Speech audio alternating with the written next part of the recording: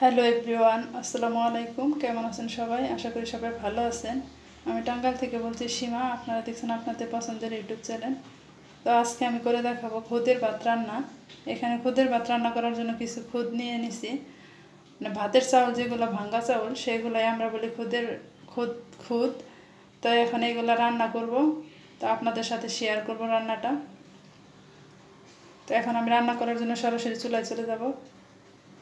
রান্না করার জন্য চুলায় চলে আসলাম। দিয়ে দেবো পেঁয়াজ কুচি। পেঁয়াজটা একটু মোটা মোটা করে দেওয়ার চেষ্টা করবেন। পেঁয়াজটা আমি এরকম মোটা মোটা করে দিচ্ছি। পেঁয়াজটা একটু হালকা ভাজি করে নিতে হবে। এরকম মোটা মোটা করে দেবেন। আমার বাসায় খুদের ভাত সবাই কিন্তু পছন্দ করে, সেই জন্য আমি মাঝে মাঝে এই খুদের ভাতটা রান্না করি। এখন দিয়ে দেবো খুদগুলো আমি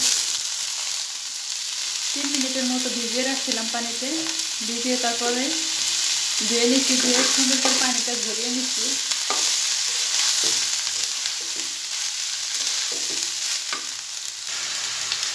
তো আমার খুদগুলো দেওয়া হয়েছে। এখন দিয়ে দেব হলুদের গুঁড়ি, তারপর দিয়ে দেবো স্বাদ মতো লবণ,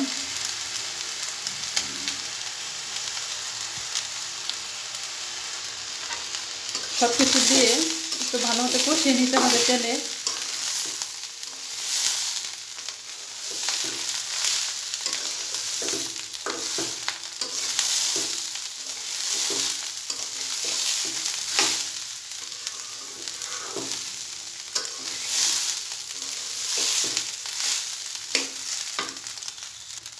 হলুদটা মিক্স করে নিলাম। দেখেন এই যে কীরকম হয়েছে, একটু কিন্তু পানি নেই। এভাবে আমি 2-3 মিনিট কষিয়ে নেব। তেলে একটু ভাজি ভাজি করে নেব 2-3 মিনিট। ঢাকনাতে ঢেকে দিব এখন। তবে কিছুক্ষণ পর পর নাড়াচাড়া করে দিতে হবে, যেহেতু আমি এখানে পানি অ্যাড করি নাই। কিছুক্ষণ পর পর নাড়াচাড়া করে দিব। 2-3 মিনিট এভাবে ভাজি ভাজি করে নেব তেলে। তো এখন আমি আবার নেড়ে দেব। চুলার আঁচটা কিন্তু কমিয়ে দিতে হবে, কারণ তা না হলে কিন্তু নিচে পুড়ে যাবে।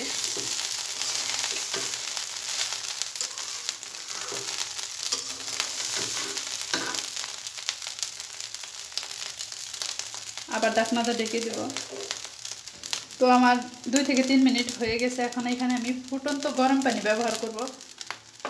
এখানে দিয়ে দিলাম ফুটন্ত গরম পানি।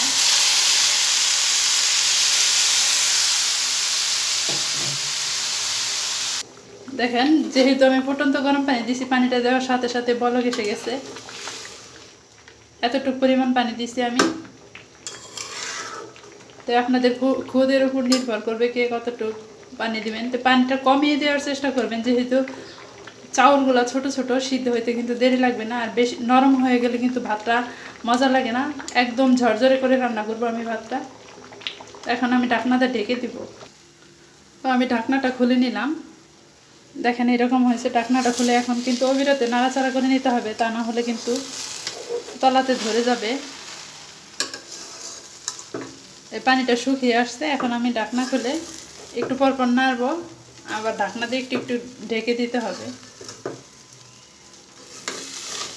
চাউলটা আমার আর একটু সিদ্ধ হবে, ভাপে ভাপে সিদ্ধ হবে, যেহেতু আছে, শক্ত আছে। তো এখন আমি আবার ঢেকে দিব।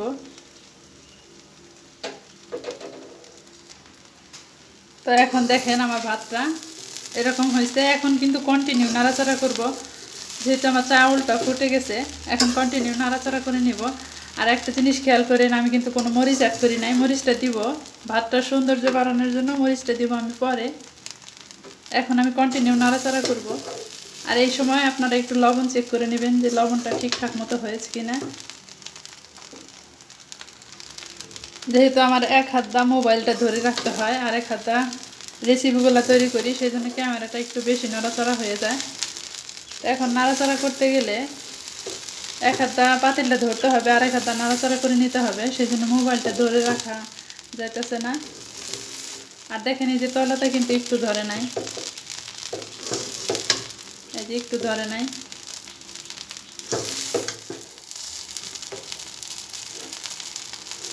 আপনারা যদি এভাবে রান্না করেন, আপনাদেরটাও ধরবে না তলাতে। তো এখন আমি মরিচগুলো দিয়ে দিব। কাঁচামরিচটা দিয়ে এই 2-1 মিনিট নাড়াচাড়া করে তারপর নামিয়ে নিব। আর দেখেন আমার ভাতটা কীরকম ঝরঝরে হয়েছে। তো এখন আমি 2-3 মিনিট পরে নামিয়ে নিব। তো রেসিপিটা আমার রেডি হয়ে গেছে। আমারটা এরকম হয়েছে।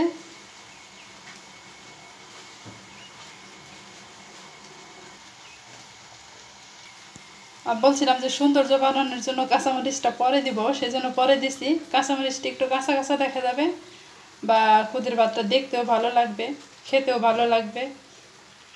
তা আমার বাসায় সবাই কিন্তু প্রিয় খাবার খুদের ভাতটা। খুদের ভাত হলে ওরা অনেকেই সুন্দর করে খেয়ে নেয়।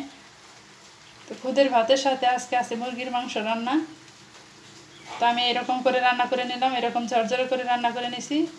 আর আপনাদের যদি খেতে না মন চায় খুদের ভাত, একবার হইলেও এইভাবে ট্রাই করে দেখবেন, অবশ্যই ভালো লাগবে ভাতটা খেতে।